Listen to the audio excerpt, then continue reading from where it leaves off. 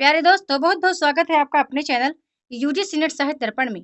तो जैसा कि आपको पता है कि इस चैनल के माध्यम से हम NTA net, JRF, set, TGT, PGT, KVS, NBS तथा एमपीपीएससी असिस्टेंट प्रोफेसर की तैयारी कर रहे हैं। कल एक मैंने शॉर्ट वीडियो सेंड किया था जिसमें मैंने पूछा था कि कौन-सी विधा है जो कि यात्रा साहित्य के अंतर्गत आती है या यात्रा साहित्य के अंतर्गत नहीं आती है। बताना चाहूँगी जितने भी वोट मिले थे, उनमें से किसी का मेरे पास सही जवाब नहीं आया। सबने केवल धर्मवीर भारती को ही बताया। टेलीग्राम पर हमारी एक मित्र हैं रजनी मौर्य जिनका जवाब आया है कि मैम सभी रचनाएँ तो यात्रा साहित्य ही हैं। बहुत खुशी हुई मुझे। केवल ये जानना था फ्रेंड्स कि आप कितना डीप अध्ययन कर रहे हैं, है ना? चाहे आपके पास पांडे जी की पुस्तक हो, चाहे आपके पास दृष्टि पब्लिकेशन हो, मैंने दोनों को देख कर के उस प्रश्न को बनाया था। तो कहना चाहूँगी कि आपको पता है कि नेट के एग्ज़ाम में एक ही नाम से कई रचनाएँ प्रकाशित होती हैं, कई विधाओं में प्रकाशित होती हैं, ठीक है? तो ये चीज़ें आप देख लेना क्योंकि कविता विधा से एक ही नाम से कई रचनाएँ बनी हैं, आलोचना से बनी हैं, निबंध से यात्रा साहित्य से और कुछ रचनाएँ हैं जो एक ही नाम से प्रकाशित हुई हैं। तो थोड़ा-सा आप देख लेना क्योंकि नेट के एग्ज़ाम में ऐसे प्रश्न बनने के चांस भी रहते हैं, ठीक है? ये हो गई कल की बात। अब बात करना चाहूँगी कि हम आलोचना विधा पढ़ रहे हैं, इसकी प्रश्नोत्तरी करेंगे क्योंकि कुछ मित्रों के अनुरोध पर मैंने यह प्रश्न बनाया है, बड़ा इम्पोर्टेंट प्रश्न है। मैं बत सबसे पहले आपको बता दूँ कि आप चाहे कोई भी विधा लेकर बैठें, आप ये सर्च करें सबसे पहले अपने माइंड में सर्च करें कि इस विधा से किस टाइप के प्रश्न बन सकते हैं। जैसे आज मैंने आलोचना विधा को लिया है, तो आलोचना विधा से 5 तरह के प्रश्न बनने के चांस हैं।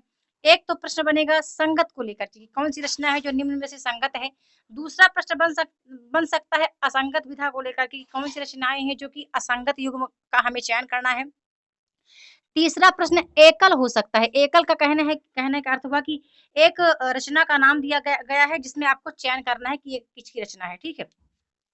चौथा प्रश्न बन सकता है सुमेलित करने के लिए, ठीक है? सही जोड़ी मिलान करने के लिए आ सकता है और 5वां प्रश्न बन सकता है कथनानुसार। एक कथन दिया जाएगा जिसमें बताना है कि ये कथन किसने कहा है, आलोचना विधा के संबंध में, है ना? ना कि आलोचना विधा ही, हर जो भी विधाएँ बनी हैं, सभी विधाओं का यही रूल है प्रश्न आने का। इसी टाइप के प्रश्न बन सकते हैं जो मैंने 5 प्रश्न टाइप के प्रश्नों का ज़िक्र किया है। आज की वीडियो आपके लिए बड़ा इम्पोर्टेंट है, वीडियो पसंद आए तो प्लीज़ आप बहुत-बहुत लाइक किया करें क्योंकि आपके हर लाइक से मुझे बहुत मोटिवेशन मिलता है। अब मैं आपको बता दूँ कि ये बात हुई आलोचना की कि इस तरह पढ़ना है, यहीं पर मैं बताना चाहूँगी कि आप कोई भी विधा पढ़ें। बात मैं केवल अभी आलोचना की कर रही हूँ लेकिन कोई भी विधा पढ़ें तो इस तरीके से आपको पढ़ना है। सबसे पहले आपको देखना है कि जो भी विधा है, हम बात करते हैं आलोचना को लेकर कि आलोचना में आपको देखना है कि किस विद्वान ने आधुनिक हिंदी का पहला आलोचक किसे माना है। फिर यहीं पर आपको देख लेना है कि पहली आलोचना विधा रचना कौन-सी मानी गई है। फिर थोड़ा-सा देख लेना है कि आचार्य शुक्ल ने आलोचना का सूत्रपात किस लेखकों से माना है ना? उन्होंने किसको कहा है कि आलोचना का प्रारंभ करने का श्रेय इन गद्य लेखकों को जाता है। ये चीज़ देखना है। आपको आलोचना करते समय भारतेंदु युग, द्विवेदी युग, साथ ही साथ देखना है कि कौन से हैं प्रमुख आलोचक जो शुक्ल युग से हैं, क्योंकि शुक्ल युग बड़ा इम्पोर्टेंट है। वहीं पर आपको शुक्लोत्तर के साथ-साथ मार्क्सवादी या प्रगतिवादी आलोचकों को करना इम्पोर्टेंट है क्योंकि वहाँ से प्रश्न बहुत ज़्यादा बनते हैं। समकालीन समीक्षा कहें या फिर नई समीक्षा कहें, दोनों एक ही है, वहाँ से भी प्रश्न बनते हैं। तो इसको आप देख लेना। अब मैं इस वीडियो के माध्यम से बताऊँगी कौन इम्पोर्टेंट है, ठीक है? तो वीडियो के साथ बने रहें। चलिए प्रश्नोत्तरी प्रारंभ करते हैं। पहला प्रश्न स्क्रीन पर है कि निम्न में से कौन-सी आलोचना महावीर प्रसाद द्विवेदी की नहीं है? तो हमारा जो करेक्ट आंसर है डी बिल्कुल करेक्ट है। रूपक रहस्य फ्रेंड्स महावीर प्रसाद द्विवेदी की नहीं है। हमें पता है कि रूपक रहस्य श्याम सुंदर दास की सैद्धांतिक समीक्षा के अंतर्गत आती है। आगे चलते हैं, अगला प्रश्न देख लेते हैं। अगला प्रश्न हमारा है कि विश्व साहित्य विमर्श किसकी आलोचनात्मक कृति है? देखो ये हो गया एकल प्रश्न कि एक यहाँ पे दिया है, हमें 4 ऑप्शन में इनको चूज़ करना पड़ रहा है। तो इसका जो हमारा राइट आंसर है वो सी नंबर सही है। पदुमलाल पुन्नालाल बख्शी की रचना है और आपको साथ-साथ देखते चले जाना है कि ये किस युग के रचनाकार हैं या इनकी रचनाएँ कैसे संबंधित हैं, है ना? कौन-सी समीक्षा सैद्धांतिक है, कौन-सी व्यावहारिक है, कौन-सी तुलनात्मक आलोचना है क्योंकि आपको पता है तुलनात्मक आलोचना भी लिखी गई हैं, है ना? तो उनको आप बखूबी अच्छे से याद रखें। चलती हूँ अगले प्रश्न की ओर। अगला प्रश्न हमारा बनता है कि हिंदी सक्षमतावादी आलोचक में शामिल नहीं है। कौन शामिल नहीं है? ये भी प्रश्न बनने का चांस है। पंडित शांतिप्रिय द्विवेदी, नंद दुलारी वाजपेयी, डॉक्टर नगेंद्र या जयशंकर प्रसाद। तो प्रसाद जी हैं जो कि हिंदी स्वच्छंदतावादी श्रेणी में नहीं आते हैं। आगे चलती हूँ, अगला प्रश्न देख लेते हैं। प्रश्न बनता है कि निम्नलिखित में से कौन सी आलोचना नंद दुलारे वाजपेयी की नहीं है। बताना चाहूंगी, ये प्रश्न मैंने खुद बनाए हैं। आपको ऐसे प्रश्न किसी किताब में देखिए नहीं मिलेंगे, है ना। ऐसे कोई आप कोई वस्तुनिष्ठ इतिहास उठाए, वहां पर इस तरह के प्रश्न नहीं बनेंगे। हो सकता है वन लाइनर बने, कुछ प्रश्न डीप आते हैं। बाकी जो मैंने अध्ययन किया है, तो कई किताबों का तो मुझे ऐसे प्रश्न बहुत, मतलब जो एग्जाम में जिस टाइप के आते हैं वैसे प्रश्न मिलने के चांस कम रहते हैं। पर आपको अपनी तैयारी बेहतर रखनी है, डीप रखनी है। प्रश्न चाहे कैसा भी आए, आप उसको सॉल्व अवश्य कर पाएंगे। तो यहाँ प्रश्न है कि वाजपेयी जी की रचना कौन सी नहीं है। अब मैंने बताया कि हमारा जो इसका राइट आंसर बता दूं फ्रेंड्स, डी नंबर है। ठीक है, डी नंबर है। नई समीक्षा नए संदर्भ, ये किसकी है? ये वाजपेयी की नहीं है, डॉक्टर नगेंद्र की है। और लेकिन यहीं पर वाजपेयी जी की रचना सेम इसी पैटर्न की आती है, नया साहित्य नए प्रश्न। ठीक है, नया साहित्य नए प्रश्न वाजपेयी जी की आती है, लेकिन नई समीक्षा नए संदर्भ किसकी है? डॉक्टर नगेंद्र की है। तो थोड़ा सा इसमें कंफ्यूज ना होना, क्योंकि यहाँ पर भी कामायनी को लेकर कई रचनाएं बनी हैं और प्रेमचंद के नाम से कई बनी हैं। तो बहुत कंफ्यूजन होता है, तो उस कंफ्यूजन को दूर कर लेना, है ना फ्रेंड्स। क्योंकि आपको एग्जाम को क्वालिफाई करना है, एग्जाम आपका बहुत दूर नहीं है ना। दूर अब दूर नहीं है, पहले दूर था, लेकिन ढाई महीने के अंदर या 1.5-2 महीने के अंदर ये आपका एग्जाम होना तय है। अगला प्रश्न आता है, हजारी प्रसाद द्विवेदी की आलोचनात्मक कृतियों का सही अनुक्रम बताना है। आज जैसा प्रश्न मैंने लिया है, यही पैटर्न होगा प्रश्न का, यही पैटर्न है। बिल्कुल आप अच्छे से तैयार करते चले जाएं। यहाँ पर हमारा बी नंबर करेक्ट है। हिंदी साहित्य की भूमिका 40 में, हिंदी साहित्य का आदिकाल 42 में, कालिदास की लालित्य योजना 65 में, और मध्यकालीन बोध का स्वरूप 70 में। ठीक है, ये सभी रचनाएं हजारी प्रसाद द्विवेदी की हैं। इनकी कुछ और आलोचनात्मक कृतियां हैं जिनको आप देख लीजिएगा। और बताना चाहूंगी एक बात और, कि जितने मैंने यहाँ लिए हैं ना, सभी इंपॉर्टेंट है और सभी पी वाई क्यू को मैंने छांट कर लिया है। कुछ है जो कि ऑप्शन में आए हुए हैं, आलोचक हैं, कुछ के जो प्रश्न ही मैंने उठाए हैं, है ना। आगे प्रश्न बनता है कि निम्न में से कौन सी आलोचना रामविलास शर्मा की नहीं है। ओ सॉरी, रामविलास शर्मा की है और नहीं है में बड़ा कंफ्यूजन होता है। तो यहाँ भी एक चीज आप ध्यान रखना, भाषा और समाज जो है किसकी है? रामविलास शर्मा की है। बाकी जिनके हैं आप देखते रहना, याद करते रहना, ढूंढ ढूंढ के पढ़ लीजिएगा। आगे प्रश्न बनता है कि नामवर सिंह की आलोचनाओं का सही अनुक्रम बताना है। तो यहाँ पर बताऊंगी, करेक्ट ऑप्शन ए नंबर ही सही है। दूसरी परंपरा की खोज, वाद विवाद, संवाद, आलोचक के मुख से, कविता के नए प्रतिमान, बड़े ही इंपॉर्टेंट है ये चारों जो आलोचनात्मक कृतियां हैं नामवर सिंह की, बहुत इंपॉर्टेंट है।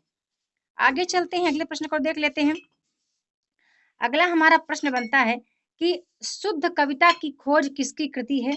सुधीर पचौरी, विद्यानिवास मिश्र, रामधारी सिंह दिनकर या फिर नरेश मेहता। तो इसका जो करेक्ट आंसर है सी बिल्कुल करेक्ट है, रामधारी सिंह दिनकर की रचना है। अब आपको सुधीर पचौरी को, विद्यानिवास मिश्र की, नरेश मेहता की रचनाएं थोड़ा सा फ्रेंड्स आप देख लेना, है ना। आपको बताना चाहूंगी कई ऐसे प्रश्न हैं जो कि बिल्कुल नए आएंगे, है ना। मैंने बहुत बार जिक्र किया है नए प्रश्न किस तरह के बन सकते हैं, किसी और वीडियो में बताने का प्रयास करूंगी। प्रश्न बनता है कि निम्नलिखित आलोचनाओं में संगत युग्म का हमें चयन करना है, कौन सा संगत है। ठीक है, गिरजा कुमार माथुर नए प्रतिमान पुराने निकष, विजय देव नारायण शाही हिंदी नवलेखन, रामदरस मिश्र नई कविता का परिप्रेक्ष्य, या विश्वनाथ प्रसाद तिवारी नए साहित्यकार का नए साहित्य का तर्कशास्त्र होना चाहिए था, थोड़ा सा कुछ टाइप में मिस्टेक हुआ होगा। तो बता दो फ्रेंड्स, इस तरह का प्रश्न बनता ही बनता है। यहाँ पर या तो संगत पूछेगा या तो असंगत पूछेगा। ठीक है, तो आप देख लेना मित्रों, आप जरूर देखना ऐसे प्रश्नों को। यहाँ पर हमारा जो करेक्ट आंसर है डी नंबर बिल्कुल करेक्ट है, डी हमारा संगत है, बाकी के सभी असंगत हैं। आगे प्रश्न हमारा बनता है कि निम्नलिखित में से कौन सी आलोचनात्मक कृति डॉक्टर नगेंद्र की नहीं है ना। इस तरह के प्रश्न बनेंगे। आपको मैंने पहले ही वीडियो प्रारंभ करने से कह दिया है कि किस टाइप के प्रश्न बनते हैं, कौन कौन से आलोचक इंपॉर्टेंट है, उसका मैंने टेलीग्राम ग्रुप पर पीडीएफ सेंड किया हुआ है। तो आप पीडीएफ को एक बार चेक कर लीजिएगा या वीडियो को देख लीजिएगा प्लेलिस्ट में जाकर के। प्रश्न है कि डॉक्टर नगेंद्र की कौन सी कृति नहीं है। तो हम देख पा रहे हैं इसका हमारा जो 10 का करेक्ट आंसर है डी नंबर करेक्ट है। आधुनिक समीक्षा, आधुनिक साहित्य सृजन और समीक्षा, ये डॉक्टर नगेंद्र की कृति नहीं है। तो कमेंट करके बताना मुझे किसकी कृति है। क्वेश्चन नंबर 10 का यार कोई मित्र मुझे कमेंट कर देना कि ये किसकी कृति है। है ना। आगे प्रश्न हमारा आता है कि प्रेमचंद्र एक विवेचन किसकी आलोचनात्मक कृति है, तो ये डॉक्टर इंद्रनाथ मदान की है। फिर चलते हैं अगले प्रश्न की ओर। अगला प्रश्न हमारा बनता है कि पोप के एसे ऑन क्रिटिसिज्म का पद्यात्मक, यहाँ पर कुछ टाइप मिस्टेक हुआ है, पद्यात्मक अनुवाद समालोचना दर्ज शीर्षक से किसने किया। बहुत बार ये प्रश्न बना है, ठीक है, बहुत बार ये प्रश्न पूछा गया है, टीजीटी पीजी में पूछा गया है, नेट के एग्जाम में पूछा गया है, डी ट्रिपल एसएसबी में पूछा गया है, केबीएस एनबीएस में भी ये रिपीट हो चुका है। तो इसका जो करेक्ट आंसर है जगन्नाथ दास रत्नाकर का है। मिश्र बंधुओं का आप आलोचना कृतियां याद रखें, प्रसाद जी का भी याद रखें, रामाशंकर शुक्ल रसाल का भी आप याद रखें। फिर एक और प्रश्न हमारे पास आता है कि काव्य में अभ्यंजनावाद किसकी आलोचनात्मक कृति है, तो ये लक्ष्मी नारायण सुधांशु की है। अब गुलाब राय की और राम कुमार वर्मा जी की कृतियों को आप देख लीजिएगा। हमारा अगला प्रश्न बनता है जन्म काल के अनुसार हिंदी आलोचकों का सही अनुक्रम बताना है, ये भी प्रश्न हमारे एग्जाम में पूछा जाता है। तो यहाँ पर जो करेक्ट आंसर है हमारा बी नंबर बिल्कुल करेक्ट है। ठीक है, आगे चलते हैं, अगले प्रश्न को देख लेते हैं। अगला प्रश्न हमारा आता है कि समालोचना का सूत्रपात हिंदी में एक प्रकार से भट्ट जी और चौधरी साहब ने किया। यह कथन किस प्रसिद्ध विद्वान का है, रामविलास शर्मा का, चतुर्वेदी जी का, हजारी प्रसाद द्विवेदी जी का, बच्चन सिंह का, या इनमें से कोई नहीं। प्लीज यार मित्रों इसका जवाब जरूर देना, 15 नंबर का क्वेश्चन का सभी जवाब देना। आज के वीडियो में बस इतना ही, 15 प्रश्न मैंने किए हैं।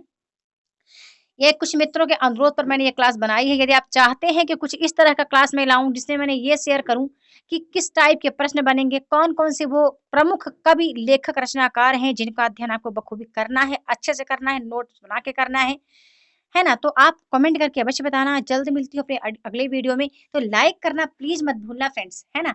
बहुत बहुत धन्यवाद।